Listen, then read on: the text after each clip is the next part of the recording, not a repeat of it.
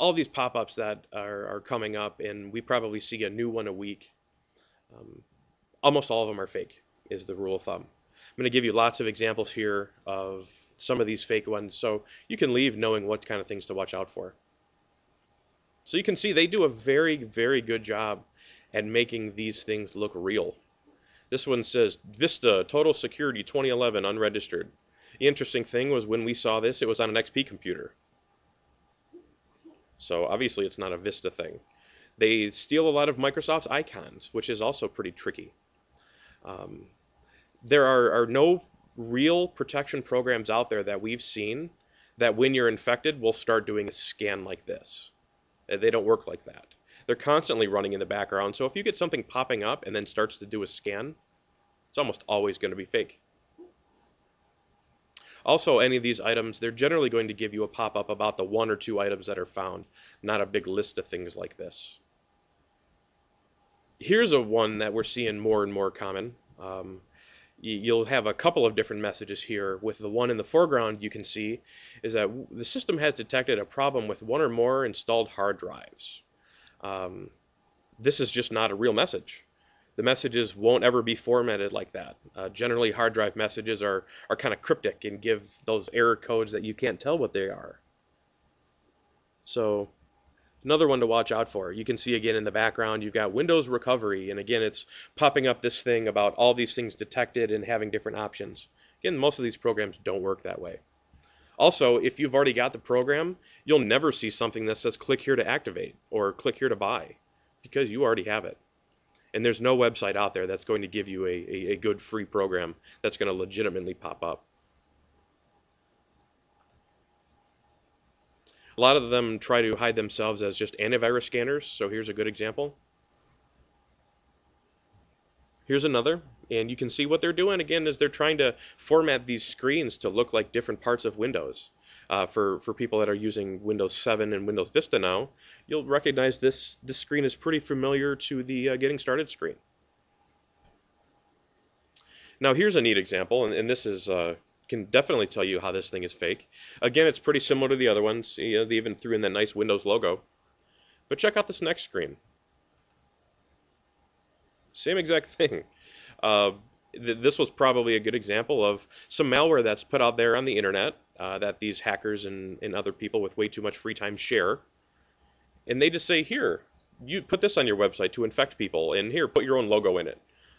So all they did is it's the same exact thing as the previous one, but a different icon, a different name.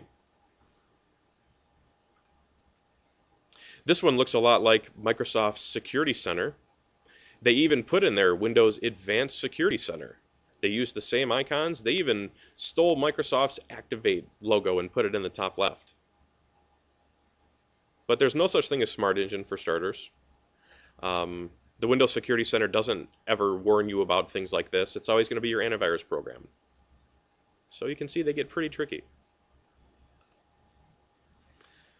System Defragmenter. You know, here's another one. This one's not even trying to trick you into thinking that you have some kind of infection. It's just trying to make it look like it's helping optimize your system. But again, you're not going to have any kind of software that says, you know, unregistered or activate or anything like that. You're never going to get prompted to install some software without any kind of notice from your IT people, I would think. Again, just another variant. Lots of similar things in this. Now here's one, and here's a tricky one. This one, whenever it occurs, unlike the other ones that I've shown you that are usually like small little pop-up windows, this one will actually take over your computer and show full screen. This one's kind of tricky to get out of. The general rule of thumb when you see this one is just turn your computer off. There's no safe way to get out of it. Your IT people, if they have access to your computer in the background, then they might be able to, but no safe way to get out of that otherwise.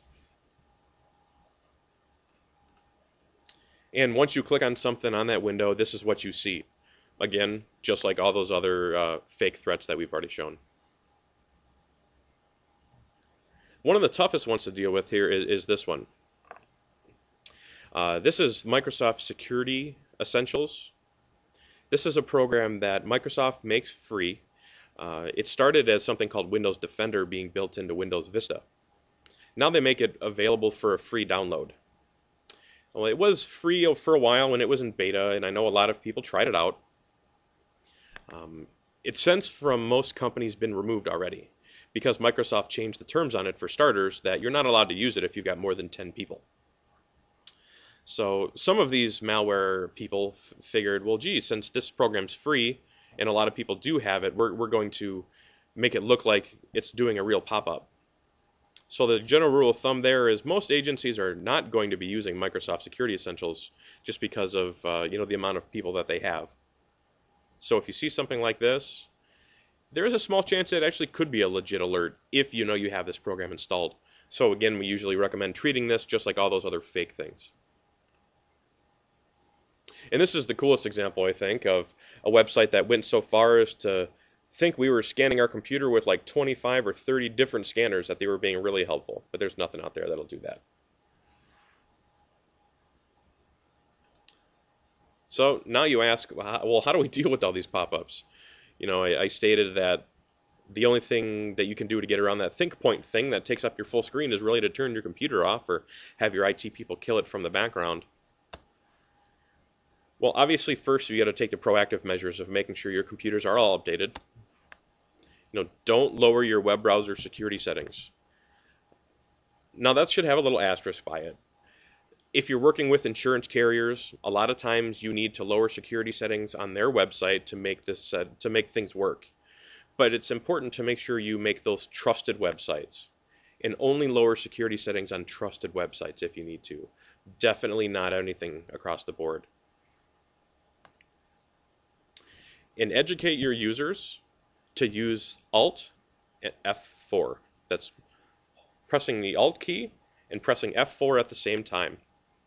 That's actually just a general Windows thing. You can use Alt F4 to close any program that's open in the foreground. So whatever program you're looking at that's currently in focus, pressing Alt F4 will close that program. You never, ever, ever want to click the red X in the top right of the program to close it, or you never want to click close or exit or cancel or no thank you. Generally, everything behind those buttons is an infection point.